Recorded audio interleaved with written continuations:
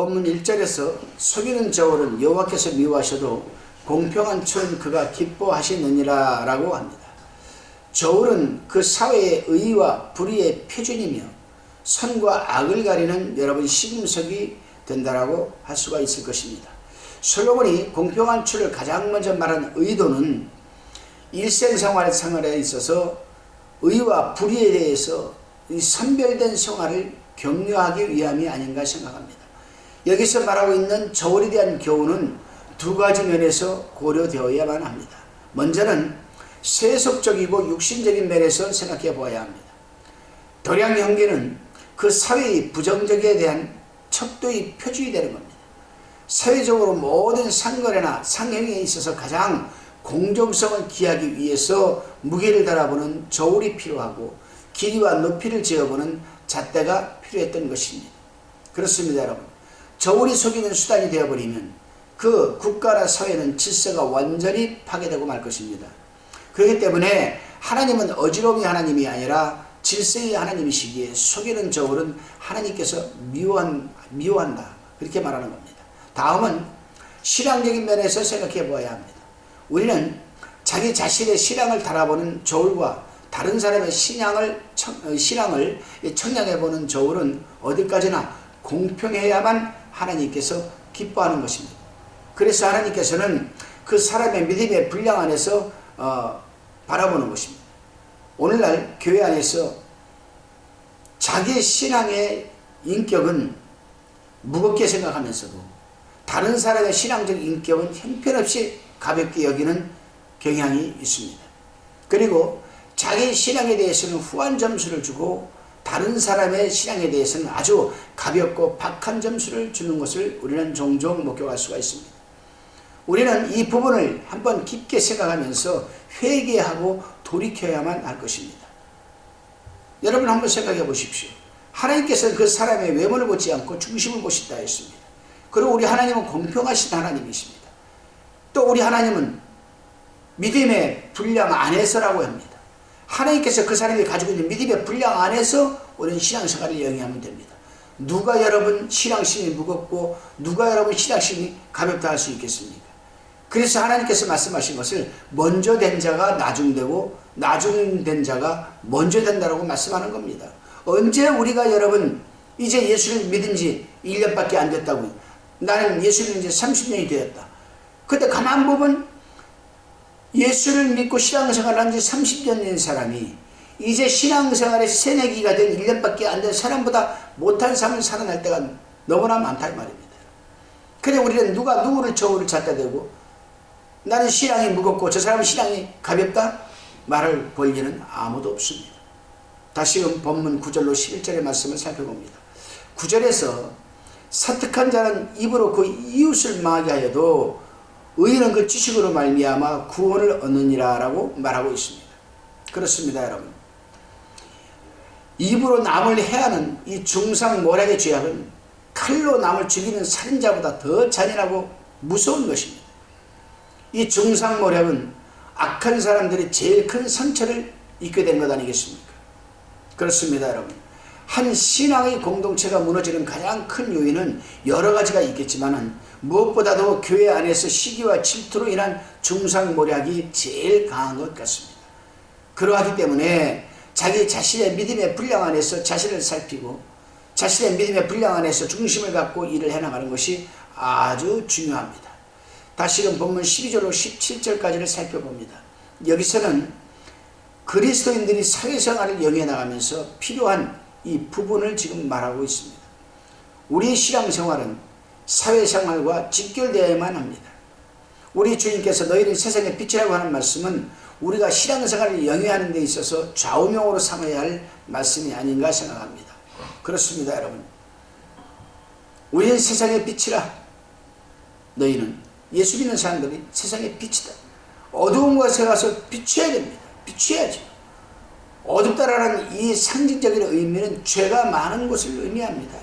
그곳에 가서 우리는 복음을 전해야 돼요. 오늘 하루도 여러분 어두운 곳에서 여러분 밝은 빛을 비추는 여러분이 되시기를 바랍니다. 그렇습니다. 우리 하나님의 사람들은 교회의 빛이 될 것이 아니라 세상을 비추는 빛이 되기만 합니다. 교회에 와서는 신앙생활이 참 잘하고, 교회에 와서는 인정을 받고, 교회에 와서는 참 여러분 저 사람은 내일이라도 하나님 앞에 천국에 갈 수 있을 것 같은 사람이 집에 돌아가서 가정에서는, 이웃과의 관계에서는 엉망진창인 것을 우리는 많이 볼 수가 있습니다. 아니에요, 여러분. 우리 하나님의 사람들은 교회 안에서만 빛이 될 게 아니라 교회 바깥 세상을 비추는 빛이 되어야 되는 것 아니겠습니까? 그런데 많은 그리스도인들이 교회에서만 인정받고 교회에서만 빛을 비추려고 하는 데서 문제가 발생되는 겁니다. 그래서 잠언서에서는 주로 교회 생활만이 아닌 신앙생활에 여러분 경건의 지혜를 가르쳐주고 있는 겁니다. 교회보다는 세상, 가정도 중요하지만 이웃과의 관계, 굉장히 중요한 부분입니다. 다시금 18절로 21절까지를 우리는 살펴봅니다. 이제 솔로몬은 악인과 의인에 대한 보상에 대해서 지금 말하고 있습니다. 18절에서 악인의 삭은 허무하되 의를 뿌린 자의 상은 확실하니라 라고 말합니다. 잠언서 6장 15절에서도 악인은 그 재앙이 갑자기 임한 즉 도움을 얻지 못하고 당장에 패망하리라고 하였습니다. 그러나 의인의 보상에 대해서는 시편 37편 25절에서 내가 어려서부터 늙기까지 의인이 버림을 당하거나 그 자손이 걸식함을 보지 못하였다라고 증거하고 있습니다. 그렇습니다, 여러분. 세상 역사 속에서도 살펴보면 여러분, 하나님을 잘 믿는 그런 가정에서는 늙기까지 하나님께 버림을 받은 사람 보지 못했고, 또 그 자식들이 잘못되는 것을 거의 없습니다. 그렇습니다, 여러분. 의로우시고 공평하신 재판장으로 살아계시니 의를 심는 자의 상은 어김없이 여러분 그리고 확실하게 주실 것이라고 성경은 곳곳에서 여러분 증거하고 있습니다. 야고보서 3장 18절 말씀, 욥기서 4장 8절 말씀, 고린도후서 여러분 9장 6절 말씀 한번 살펴보시기 바랍니다. 다시금 본문 22절로 23절의 말씀입니다. 이 본문 한번 제가 봉독해 보겠습니다. 22절에 아름다운 여인이 삼가지 아니하는 것은 마치 돼지 코에 금고리 같으니라. 23절에 의인의 수호는 오직 선 하나, 악인의 소망은 진노를 이루느니라. 남자나 여자나 외모의 아름다움은 하나님이 주신 큰 축복이라 할 수 있습니다. 하나님께서는 모든 것을 지으시되 아름답게 지으셨고 또 모든 것을 때를 따라 아름답게 지으셨다라고 창세기 1장 31절과 전도서 3장 11절에서 밝히고 있습니다. 그러나 사람이 아무리 아름다울지라도 속사람이 아름다워야 한다라고 생각합니다. 요즘은요 참 이쁜 남녀들이 많아요. 선남 선녀들이 얼마나 많습니다. 그런데 참 저 사람 아름답다 예쁘다 그러고 칭찬하고 나서도 곧바로 생각하는 것이 성형 아닐까? 이 생각을 합니다. 성형 아닐까? 요즘은 또 여러분 그 유튜브가 잘 발달되어 있죠. 유튜브 들어가면 성형수술을 해서 더 아름다워진 연예인 그래가지고 한 사람 한 사람을 다 드러내고 있습니다. 저도 몰랐어요. 저 연예인이 저렇게 예뻤었는데 성형했던 것이구나. 요즘 지나가다가도요 예쁜 사람 아름다운 사람이 있으면 성형 아닐까? 이런 의심을 하게 됩니다. 여러분, 그러나 겉사람이 어떠하든 사람은 속사람이 아름다워야 됩니다. 속사람이. 모든 여인 가운데 미모를 가진 여인이 훨씬 삼가지 아니하는 자가 많다라고 볼 수 있습니다. 성격이 괴팍한 연예인이라고 또 유튜브에 나옵니다. 근데 그 성격이 괴팍한 여인 쳐놓고 아름답지 않은 사람이 또 하나도 없습니다. 이런 여인들은 대개가 성격이 아주 좋지 못하다고 합니다. 고집이 세다고 합니다. 자존심이 강하다고 합니다. 그것은 자기 외모에 자신이 있기에 삼가지 않을 수도 있겠지만은 가정이 원만하지 않아 상처를 받고 다시는 그러한 전체를 밟지 않기 위한 자기 방어적인 차원에서 그럴 수도 있습니다. 또 악한 세상의 아름다운 여인의 마음을 어릴 때부터 유혹으로 가득 채워 놓았기 때문일 수도 있습니다. 그렇기 때문에 22절에서 아름다운 여인이 상가지 않고 정숙하고 현숙하며 속사람이 아름답지 못하면 그것은 마치 돼지 코에 귀걸이 같다고 하는 것이라 이렇게 얘기를 합니다. 다시 말하면 금고리나 귀걸이는 사람에게 끼워야 어울리는 것인데 돼지에게는 아무런 가치도 없을 뿐 아니라 어울리지도 않다고 하는 것입니다. 이 말씀을 다시 한번 말씀드리면은, 여러분, 여성이 아무리 아름다우면 뭐합니까? 아름다우면 얼굴이 클레오파트라 같으면 뭐합니까? 그런 사람이 귀걸이, 여러분, 또 반지 끼우면 뭐합니까? 속사람은 엉망인 것인데. 그렇습니다. 우리 이 화평방송을 여러분 시청하시는, 또 청취하시는 성도 여러분 모두에게는 여러분 정말 겉사람도 아름답고 속사람도 아름다워지시기를 주님의 이름으로 축원합니다. 중요한 것은 겉모습이 아무리 예뻐도 속사람이, 이 속마음이 악하면요 겉모습에 드러나게 되어 있습니다. 그러나 겉모습은 좀 그렇다 하더라도 이 속마음, 속사람이 아름다운 사람은 얼굴에서 빛이 나고 평안이 넘치고 행복한 것을 우리가 엿볼 수가 있고, 그런 사람들이 참 아름답게 보이는 줄로 믿으시길 바랍니다.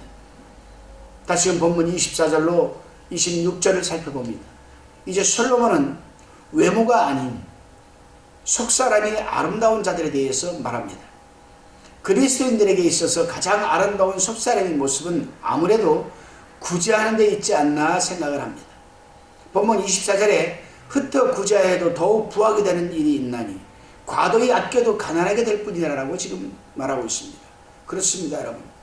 우리는 열왕기상 17장 8절 이하에서 사르밧 과부가 마지막 남은 기름과 밀가루 한 움큼을 풀어서 엘리야에게 주었더니 더욱 부하게 되었던 사건을 우리는 잘 알고 있습니다. 여러분, 오늘도 살아가면서 여러분보다도 더 못한 이웃을 위해서 여러분 구제하는 하루가 되시기를 바랍니다. 다시금 본문 27절로 31절 말씀을 살펴봅니다. 27절에 선을 간절히 구하는 자는 은총을 얻으려니와 악을 더듬어 찾는 자에게는 악이 임하리라, 이렇게 경고하고 있습니다. 여기에서 말씀한 것을 보면 사람이 선을 행함에 있어서 보통으로 힘써서는 열매를 맺을 수 없음을 말하고 있습니다. 선을 간절히 구하는 자만이 참 열매를 맺을 수 있다는 겁니다. 그렇습니다, 여러분. 우리가 선을 간절히 구하지 않고 선을 행하기에 힘을 쏟지 않으면 금방 악인에게 점령을 당하고 말 겁니다. 27절에서 악을 더듬어 찾는다라는 말씀은 사람이 한번 악에 빠지면 그 악에 따라서 행하지만 또 무슨 악을 행하기 위한 죄악을 더듬어 찾다가 망하게 된다라고도 말합니다. 정말로 악을 더듬어 찾는 자에게는 악이 임하게 되는 거라고 지금 말하고 있습니다. 이것이 바로 악을 행하는 자에게 임할 보응입니다. 그러니까 다시 말하면 자기 스스로가 자꾸 악을 쌓아가는 거죠. 쌓아가는 거. 끝내는 그 악으로 인해서 멸망하고 맙니다. 그렇기 때문에 우리는 악을 찾아서 자꾸 더듬으려고 하는 것이 아니라 그 악과의 단절된 삶을 우리는 살아내야 합니다. 오늘 하루도 여러분, 악이라는 것은 그림자라도 더듬지 마십시오. 온전히 끌어내셔서 승리하는 하루가 되시기를 바랍니다. 기도합니다. 주님, 우리 하나님의 사람들이 다른 무엇보다도 먼저 자기 자신을 속이지 않도록 붙들어 주시고, 생각과 말, 행동 모두 속이지 않도록 하여 주시고, 또한 외모만 아름답고 또 외모만 화려하게 하게 다니지 말게 도와주시옵소서. 영적으로 속사람이 아름다운 사람이 되게 하여 주옵소서. 베풀 활력이 또 힘이 있을 때 최선을 다하여 베푸는 삶이 되게 하여 주옵소서. 예수님의 이름으로 기도드리옵나이다. 아멘.